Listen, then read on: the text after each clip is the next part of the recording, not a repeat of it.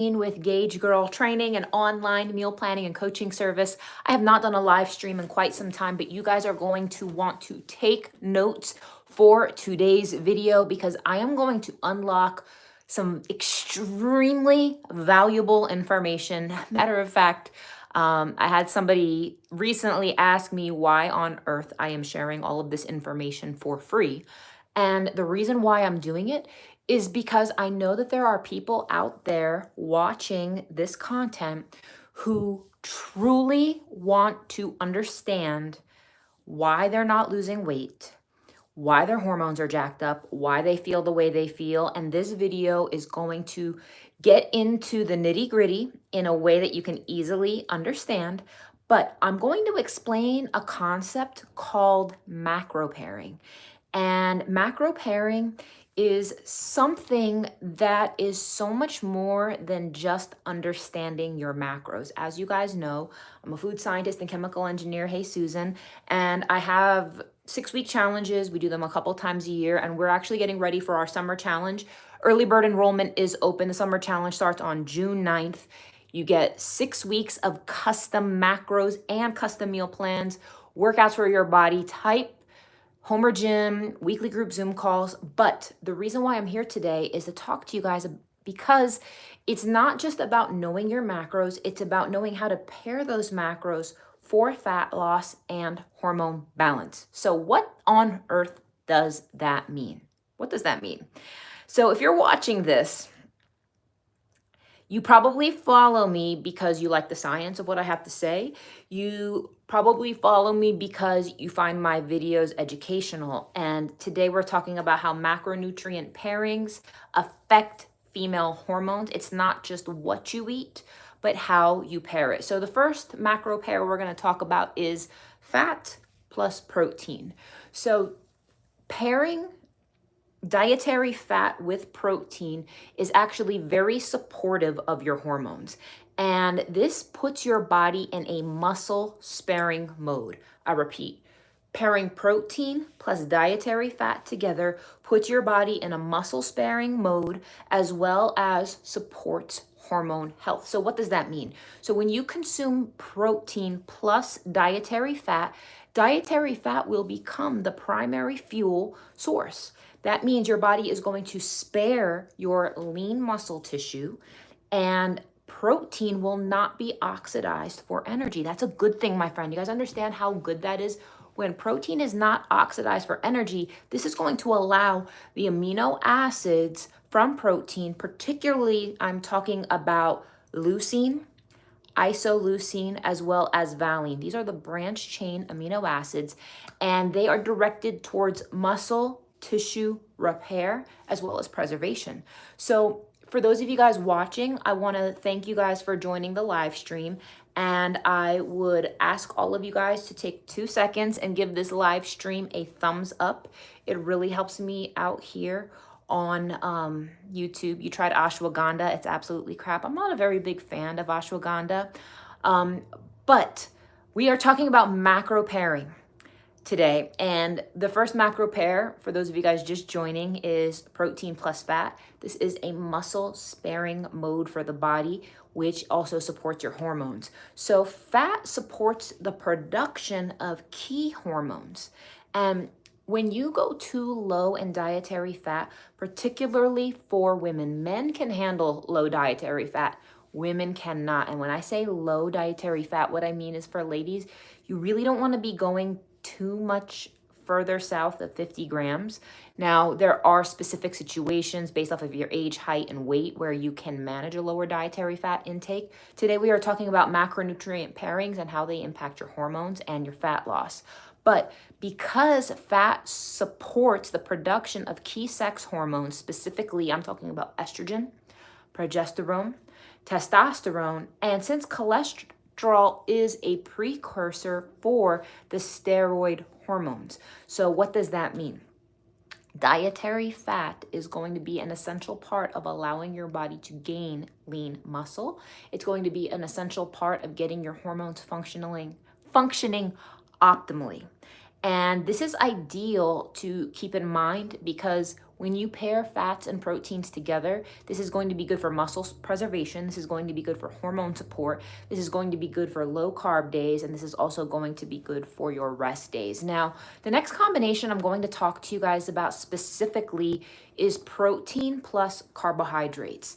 Now, when you pair protein and carbohydrates together, this is amazing for anabolic repair as well as insulin-assisted delivery. So the thing is, this is a very specific combination that I intentionally put into post-workout nutrition. And if you are joining the summer challenge, you guys will know that this challenge is unique because compared to other challenges where you just get macros, I am now providing you guys with custom meal plans as well as meal timing.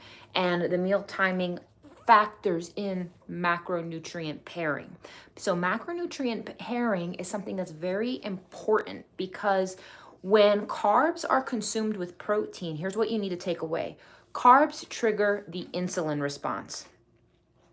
Carbs trigger an insulin response. So when your insulin goes up, insulin is a fat storing hormone, but you have to remember insulin is also a muscle building hormone. So when your insulin levels go up and it's paired together with protein, what's going to happen is that's going to facilitate the shuttling of the amino acids inside the muscle cells, because insulin is not necessarily a bad thing. It's just there is a tipping point for the individuals. So it is a tipping point on an individual basis where there is a critical amount of insulin that you need to help build lean muscle mass. But beyond a certain point, you are going to saturate your muscles because there's only a certain amount that they can absorb if you overdo it. And then from that point, your body will store carbohydrates as fat. However, what I want you guys to understand is that protein plus carbohydrates can be an extremely, hey Deanna, can be an extremely great combination when your goal is anabolic repair as well as insulin-assisted delivery. So with that being said, this pairing is going to maximize the pathway where your cellular growth and your repair signal. It's great for post-workout. So I definitely encourage you guys to include this combination for post-workout meals, repairing lean muscle tissue, as well as supporting ovulation. And that's going to require an adequate amount of insulin sensitivity and amino acid availability. So the next thing we're going to talk about is the pairing of protein plus fiber together. So when you pair protein and fiber together, this is a very powerful combination that results in stabilizing your blood sugar as well as regulating your cortisol levels. So I want you guys to understand that soluble fiber is going to slow gastric emptying. And as you guys know, there are a lot of drugs that have gone mainstream based off of the GLP-1 mechanism. And what does GLP-1 do? GLP-1 stands for glucagon-like peptides. It is the main active agent in Ozempic and a lot of drugs of that nature. But what does all of that do at the end of the day? It slows gastric emptying. That means you feel fuller, longer on less, right? When you pair protein and fiber together, it does the same thing. So soluble fiber will slow your gastric emptying, and it also slows the absorption of glucose, which is a good thing. It's a very good thing because when you slow the absorption of glucose into the bloodstream, that means your blood sugar isn't going to rise as fast, which gives your body more time to acknowledge that it's full. Because sometimes if your blood sugar is just spiking so rapidly, you are not going to have the opportunity for your hunger signals to catch up with you, which is extremely important. So when paired with protein, this is going to result in a blunted glycemic response. Do you guys see what I'm saying? So that's going to minimize your blood sugar spikes, but it's also going to minimize hunger. So that's something that's very, very important. So when you have stable blood sugar, what else does that do? Stable blood sugar also results in lower cortisol output and better regulation of the hunger hormones like ghrelin and leptin. So it's going to protect you against reactive hypoglycemia, which is a common issue in hormonally imbalanced women. So if you're a lady who is watching this, who is dealing with stubborn hormonal belly fat, and when I say stubborn lower hormonal belly fat, I'm talking about fat that concentrates in the lower abdomen that is pretty non-responsive to exercise and traditional caloric deficits, traditional high protein, low fat protocols. If you're finding that you are in a deficit, you're eating low fat, high protein, and even perhaps very low carbs, and nothing is happening, and you're just accumulating more and more fat in the lower abdomen, and you almost have more of an apple shape to your body, if that is you, protein plus fiber together is going to be a good combination for you, as well as what? Protein plus dietary fat. And this is going to be great for all day energy. It's going to be great for managing PMS symptoms. It's also going to be great for PCOS, as well as adrenal support, as well as appetite regulation. So you use milk thistle now and you are facing many side effects. How to treat now. So what are you using milk thistle for? What dosage and how frequently are you taking it? The next macro combination that you need to be fully aware of is fat plus carbohydrates. When you pair dietary fat plus carbohydrates together, this is when insulin will be spiked, and this is when fat storage is going to be the most likely to occur. So the science here is when you pair fat and carbohydrates together, this is the recipe for fat gain. This is the recipe for fat gain. I repeat, pairing carbohydrates and fat in isolation without protein, without fiber, this is a recipe for fat gain. And I want to just draw something to your attention. Nowhere in nature will you ever find a food that is naturally high carb and naturally high fat together. You'll find high carb foods. You'll find foods that are high fat but high protein, like a steak. But nothing exists in nature that is high fat and high carb at the same time, because high fat, high carb foods are engineered and processed, refined foods, because these foods are going to be low in protein, they're going to be low in fiber.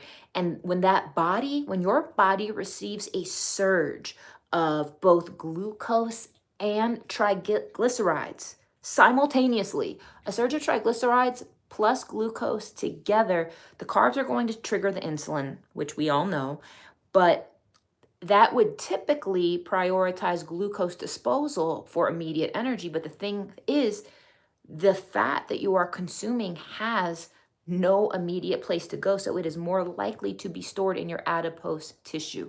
So the thing is, my friends, you need to understand, especially if your muscle glycogen is already full and your activity is low, this is the worst possible combination for you. It is the worst possible combination. And if you are watching this right now, you guys, I'm going to ask you all to take 2 seconds to give this live stream a thumbs up. It really helps me out here on YouTube.